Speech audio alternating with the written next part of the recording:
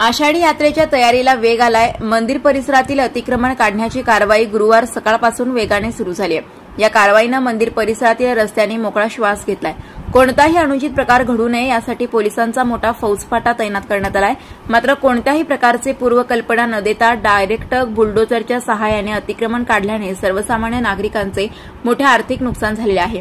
यावेळी काही महिलांनी सोलापूर व्हायरल न्यूजशी संवाद साधला असता एकीकडे मुख्यमंत्री एकनाथराव शिंदे लाडकी बहीण म्हणून मदत करतात आणि दुसरीकडे आमचे नुकसान करतात, आम्हाला नुकसान भरपाई द्या। एकनाथ शिंदेंनी आमचे वाटोळ केले, आम्ही व्याजाने पैसे काढून व्यवसाय सुरू केला होता, आम्हाला आत्महत्याशिवाय आता पर्याय नाही असा भावना व्यक्त करत नागरिकांनी पालिका प्रशासनावर आपला रोष व्यक्त केला आहे। तर पाहूया काय म्हणाले ते।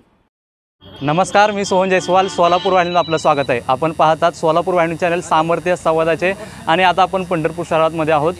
पंढरपूर शहरामध्ये आषाढी वारीच्या पार्श्वभूमीवर सकाळपासूनच पालिका प्रशासनाच्या वतीने अतिक्रमण काढण्यास सुरुवात केलेली आहे आणि आता आपण इथे देखील अतिक्रमणाचं आपण पाहू शकता की याच्यावर डायरेक्ट बुलडोझर फिरवला आहे, त्यामुळे सर्वसामान्य नागरिकांचे हाल होत आहेत, गोरगरीब महिलांचे देखील हाल होत आहेत। त्या पार्श्वभूमीवर आपण त्याची चर्चा करणार आहोत। मावशी, काय सांगू शकाल ज्या पद्धतीने अतिक्रमण काढण्यात आलं? काय ज्या टायमाला अतिक्रमण आलं त्या टायमाला आम्ही सकाळी येऊन तिथनं वट्यावरनं काढून आम्ही पार्किंगच्या साईडला कोपऱ्यात ठेवलं होतं आणि माझ्या नवऱ्याचं ऑपरेशन झाल्यामुळे वजन उचलायचं नव्हतं म्हणून मी पार्किंगला लावून मी स्वयंपाक करायला गेली।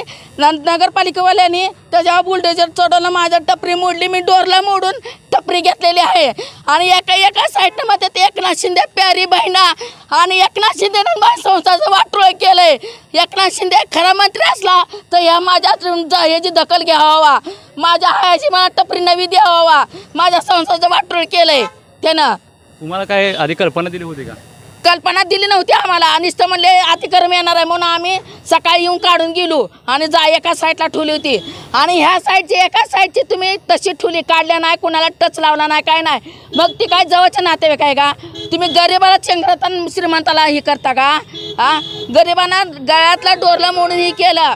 एकनाथ शिंदेला माझी एवढी इच्छा आहे की माझी टपरी आहे अशी भरून द्यावा, मी गळ्यातला डोरला मोडून केलेला आहे। हे अंदाजे किती खर्चाचं नुकसान झालं? 40,000 रुपये माझ्या टपरीचा जागा आहे। 40,000 माझ्या टपरीचा नुकसान झालेलं आहे, सगळा चुरा झालेला आहे। अनेक महिला आपल्यासोबत आहेत, ज्येष्ठ पुरुष देखील आहेत, त्यांच्याशी पण आपण संवाद साधणार आहोत की ज्या पद्धतीने आज अतिक्रमणची कारवाई चालू आहे त्यामुळं अनेक गोरगरीब जनतेचं नुकसान झालेलं आहे, यामध्ये प्रशासनाचं काही सुद्धा नाही। त्यांच्याशी आपण बातचीत करणार आहोत। काय सांगू शकाल ज्या पद्धतीने आज अतिक्रमण काढलं जातं? माझं अहिल्यादेवी चौकात दुकान आहे, त्यांनी सकाळी नगरपालिकेची गाडी आली होती फिरक तुमचे खोके काढून घ्या म्हणून। मग आम्ही जर त्या वर्षी आम्ही खोके पार्किंगमध्ये लावत असतो, तिथनं काढून परत आम्ही वारी झाल्यानंतर ह्या जागेला आम्ही लावत असतो। मग त्यांनी आम्ही सकाळी खोके काढल्यानंतर ही पार्किंगमध्ये आणून लावली होती आम्ही खोके। मग पार्किंगमध्ये लावल्यानंतर आम्हाला माहीत नव्हतं ना की इकडं पण येतील म्हणून, आणि त्यांनी रोडवरचे काढून आम्ही सगळ्यांनी दुकान पार्किंगमध्ये आणून लावले। मग त्यांनी हिथलं जरी काढा आम्हाला सांगितलं असतं तरी काढले असते, पण त्यांनी आमचं एक पण ऐकलं नाही। डायरेक्ट आले आतमध्ये पार्किंगमध्ये, डायरेक्ट दाबून टाकले खोके सगळे। आमचे नुकसान कोण भरून देणार? आता आमच्या समोर आत्महत्या करण्याशिवाय काय पर्याय आहे का? आता आम्ही कुठल्या लोकांना याजानी पैसे काढून आम्ही खोके केलेले आहेत, कोण देणार आता आम्हाला भरपाई? कोण जिम्मेदार आहे याचे? पालिका प्रशासनाचा मनमानी कारभार झाला वाटतं? झालाय, 100% झालाय। आम्हाला 5 मिनटं 10 मिनटं जरी वेळ दिला असता तर आम्ही सगळ्यांनी एकमेकाला फोन करून खोके काढले असते आमचे का आम्ही घरी नेऊन टाकले असते, नाही तर दुसरीकडे नेऊन टाकले असते। आम्हाला आमचं नुकसान आता कोण भरून देणार? आम्ही कुठं आणायचे पैसे आता? पहिले तर आम्हाला लोकांचं याजबट्टा देणं घेणं आहे, कुठनं आम्ही आणायचे पैसे आता? आपण पाहू शकता की सध्याच्या उद्ध्वस्त झालेल्या नागरिकांच्या संतप्त प्रतिक्रिया आपण सोलापूर वाहिनीच्या माध्यमातून पाहू शकता, कारण की एक बेजबाबदारपणा या पालिका प्रशासनाच्या अधिकाऱ्यांमुळे झालेला आहे। त्यामुळे सर्वसामान्य जनतेचा हाल इथं मोठ्या प्रमाणात झाला आहे। कुणी व्याजाने पैसे काढले आहेत, कुणी बँकेतून पैसे काढले आहेत आणि त्याचे हप्ते देखील भरायचे आहेत। या सर्व पार्श्वभूमीवर अशी कारवाई झाल्यामुळं एक मोठं नुकसान त्यांचं झालं आहे। काय वाटतंय, तुम्ही काय सांगू शकाल? आमचं मुख्यमंत्र्यांनी एवढंच म्हणणं आहे की आमचं नुकसान भरपाई द्यावं, आम्ही व्याजानं पैसे काढून दुकान उभा केलं।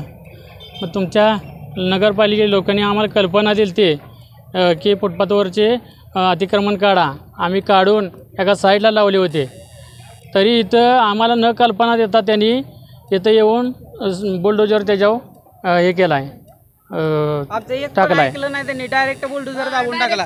आम्हाला जरी त्यांनी सांगितले असते तुमच्याकडे 5 मिनिटं वेळ आहे, तुम्ही काढून घ्या, घरी न्या, नाही तर कुठं ठेवा तिकडं ठेवा, तरी आम्ही खोके नेऊन ठेवले असते. पण त्यांनी आमचं एक पण ऐकलं नाही, डायरेक्ट खोके दाबून टाकले. पोलीस आणि सगळ्यांनी मिळून हे दाबून टाकले. गोरगरिबांवर अन्याय करता का तुम्ही? श्रीमंताला तुमचे दुकान मोठे ठेवता आणि गोरगरिबांवर नुकसान करता. ते आमची टपरी घेऊ तुमची टपरी आम्हाला तर गाडीनं काढायचं आहे. काय वाटतं तुम्हाला? ते आमचीच आहे की मग आमची भरपाई भरून द्यायला पाहिजे त्यांनी. एकंदरीतच आषाढी एकादशी असू द्या किंवा पंढरपूरच्या काही चारही वाऱ्या असू द्या, कार्तिकी असतील वगैरे, पंढरपूरचा विठुराया हा गोरगरिबाचा जनतेचा म्हणून ओळखला जातो. आणि आज त्याच नागरिकांवर, गोरगरीब जनतेवर प्रशासन कारवाई करत आहे. एवढी मोठी कारवाई झाल्याने एवढं मोठं त्यांचं नुकसान झाले की त्यांच्या यातना पाक आत्महत्या करण्यापर्यंत पोहोचलेले आहेत. प्रशासनाने जर लवकरात लवकर यांचे भरपाई नाही दिली तर भविष्यात त्या आत्महत्यासुद्धा करण्याचे चिन्ह सध्या त्यांच्या आहे. तर पाहूया काय होते ते. कॅमेरामॅन संतोष खिलारीसोबत मी सोहन जयस्वाल, सोलापूर व्हायरल, पंढरपूर.